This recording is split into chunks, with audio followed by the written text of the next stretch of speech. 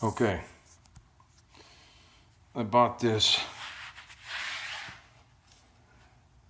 1973 Harley Ironhead generator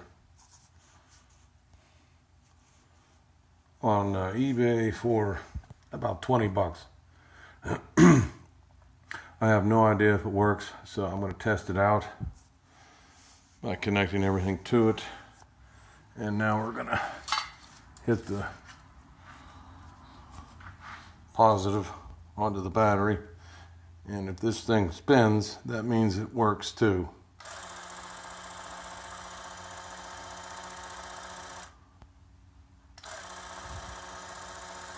It does work, so that was a good $20 buy.